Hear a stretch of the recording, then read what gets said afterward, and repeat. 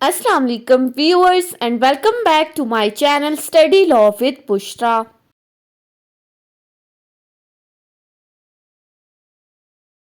So we were discussing Civil Procedure Code 1908. We have discussed up till section 85. In this video we are going to discuss section 86A. But before starting the discussion, I request you all to please subscribe to my channel and don't forget to press the bell icon for latest updates. Do share this video with your friends and don't forget to comment your feedback. So let's move towards the discussion. Section 86A of Civil Procedure Code deals with the topic of suit against diplomatic agents. अब last video में हमने discuss किया था suit against the aliens, foreign states and foreign rulers. इस video में बात की गई है डिप्लोमेटिक एजेंट्स की. Now who are the diplomatic agents? Diplomatic agents जो एम्बेसडर्स वगैरह होते हैं, जो गैर मुल्की सफ़ीर या जो सफारती एजेंट्स होते हैं. अब इन डिप्लोमेटिक एजेंट्स के अगेंस्ट सूट फाइल किया जा सकता है. अगर किया जा सकता है तो किन सूरतों में किया जा सकता है, नहीं किया जा सकता तो वो क्या सिचुएशंस हैं, वो तमाम प्रोसीजर इस सेक्शन 86A में डिस्कस किया गया है. सो स्टार्ट करते हैं सब सेक्शन 1 से. No proceedings in any court shall lie against a diplomatic agent.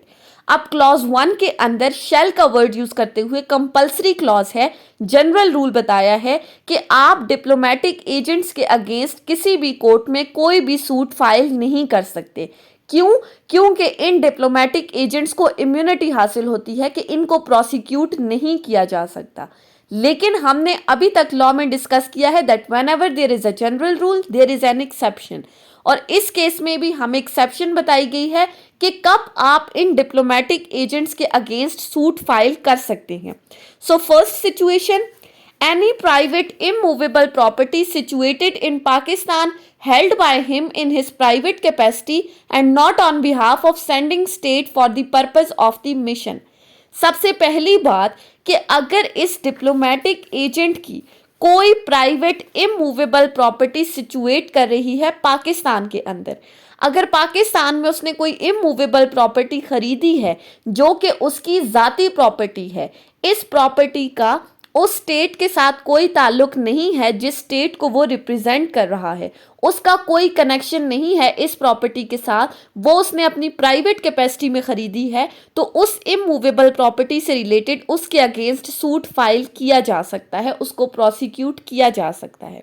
So number 1, immovable property.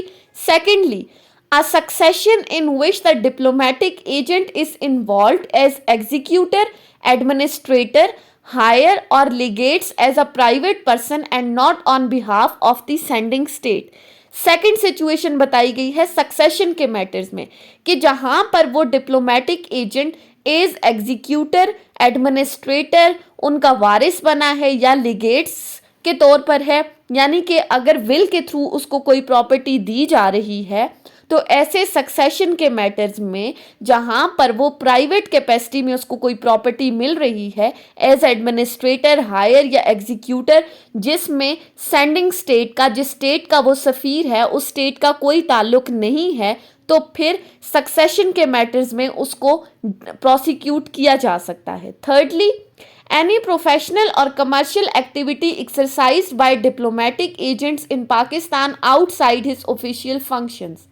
या फिर अगर तो वो डिप्लोमेटिक एजेंट कोई प्रोफेशनल या कमर्शियल एक्टिविटी कर रहा है पाकिस्तान के अंदर, लेट्स सपोज कि वो अपना कोई बिजनेस वगैरह कर रहा है अपनी प्राइवेट कैपेसिटी में, ऑफिशियल कैपेसिटी में वो कोई भी काम नहीं कर रहा, सेंडिंग स्टेट का, जिस स्टेट का वो एजेंट है उस स्टेट का कोई ताल्लुक नहीं है, तो ऐसी सूरत में इस बिजनेस से रिलेटेड उसको प्रोसिक्यूट किया जा सकता है.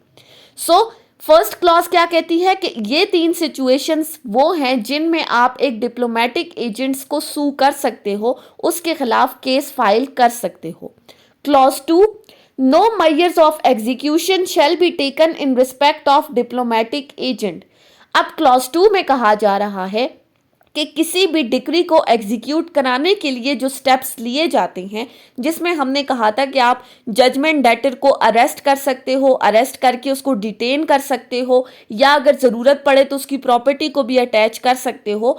इस क्लॉज में कहा गया है कि डिप्लोमेटिक एजेंट्स के लिए एग्जीक्यूशन में आप ऐसे कोई भी मेजर्स अडॉप्ट नहीं कर सकते, लेकिन फिर इसके साथ एक्सेप्शन बताई है कि इन cases which comes under clause A, B and C of subsection 1 and in which such measures can be taken without infringing the inviolability of his person or of his residence. Further clause 2 कह रही है कि वो cases जो हमने subsection 1 A, B, C में discuss किए, उन केसेस में एग्जीक्यूशन कराने के लिए आप ये तमाम मेजर्स अडॉप्ट कर सकते हो। आप उसको अरेस्ट भी कर सकते हो, डिटेन भी कर सकते हो, उसकी प्रॉपर्टी को भी अटैच कर सकते हो, लेकिन आपने उसकी रिस्पेक्ट का ख्याल रखना है।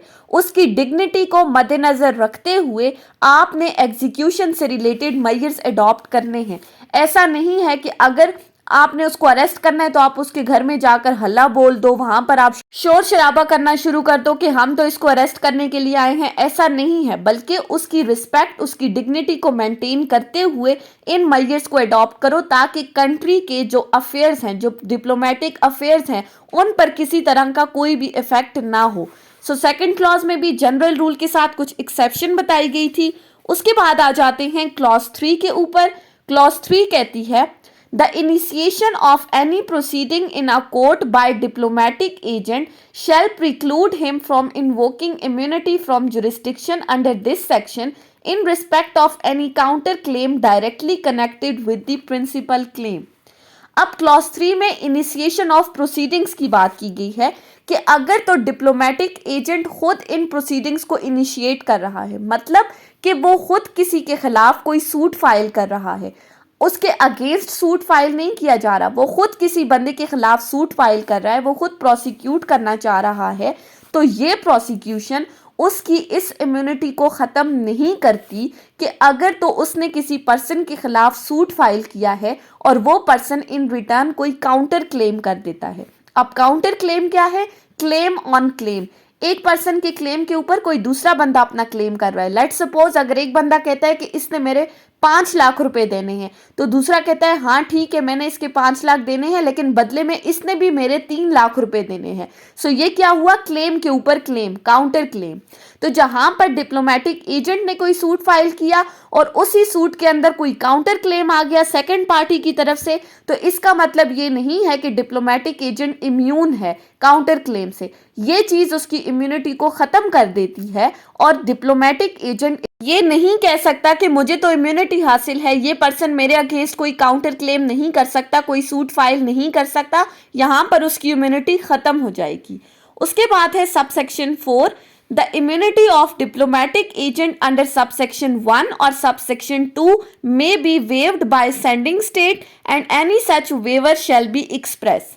क्लॉज 4 कह रही है कि क्लॉज 1 में जो हमने डिस्कस किया कि डिप्लोमेटिक एजेंट के अगेंस्ट कोई भी सूट किसी भी कोर्ट में नहीं फाइल किया जा सकता, और क्लॉज 2 में जो एग्जीक्यूशन के मेजर्स की बात की कि वो डिप्लोमेटिक एजेंट के अगेंस्ट नहीं लिए जा सकते, इस क्लॉज में कहा गया है कि अगर तो जिस स्टेट का वो एम्बेसडर है, जिस स्टेट ने उसको पाकिस्तान के अंदर भेजा है, अगर वही इसकी इम्यूनिटी को ख़त्म कर देता है एक्सप्रेसली कि आप इस पर्सन के अगेंस्ट सूट फाइल कर सकते हो, इसको प्रोसिक्यूट कर सकते हो, तो फिर इस इम्यूनिटी के वेव हो जाने के बाद नॉर्मली आप इस डिप्लोमेटिक एजेंट को सू कर सकते हो, इसके खिलाफ सूट फाइल कर सकते हो। अगर तो सेंडिंग स्टेट इसकी इस इम्यूनिटी को एक्सप्रेसली वेव कर देती है तो वेव होने के बाद फिर वो नॉर्मल पर्सन की तरह उसको सू किया जा सकता है। Clause 5, waiver of immunity in respect of any proceedings shall not held to imply the waiver of immunity in respect of any measure of execution for which a separate waiver still be necessary.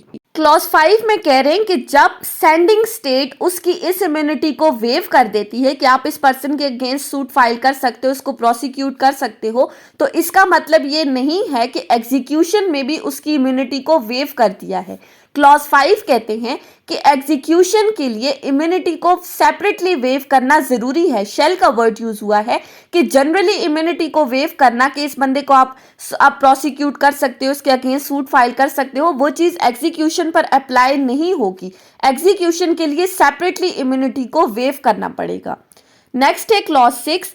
In this section, the diplomatic agent in relation to a state means the head of the mission of the Pakistan of that state and includes a member of the staff of that mission having diplomatic rank. अब clause 6 में diplomatic agent को define किया गया है कि इस section में जो डिप्लोमेटिक एजेंट का वर्ड यूज हुआ है उसका मतलब है कि जो मिशन पाकिस्तान में करने के लिए आ रहे हैं किसी भी स्टेट के, उस मिशन का जो हेड है और उस मिशन का जो स्टाफ का मेंबर है जो डिप्लोमेटिक रैंक पर है, ये तमाम पर्सन डिप्लोमेटिक एजेंट्स की कैटेगरी में इंक्लूड किए जाएंगे under this section. So section 86A के अंदर हमने क्या पढ़ा कि डिप्लोमेटिक एजेंट्स कौन है, उनके अगेंस्ट कब सूट फाइल किया जा सकता है, कब आप उनके अगेंस्ट सूट फाइल नहीं कर सकते, उनको क्या क्या इम्यूनिटीज हासिल हैं, कब उनकी इम्यूनिटी को वेव किया जा सकता है। So that was all about today's lecture. I hope कि आपको ये लेक्चर समझ में आया होगा अगर आपने इस वीडियो को अटेंटिवली सुना है तो। अगर आपको ये वीडियो अच्छी लगी है तो इस वीडियो को लाइक करें, कमेंट करें और चैनल को ज़रूर सब्सक्राइब करें। Thank you so much for watching this video. Till then, Allah हाफिज़।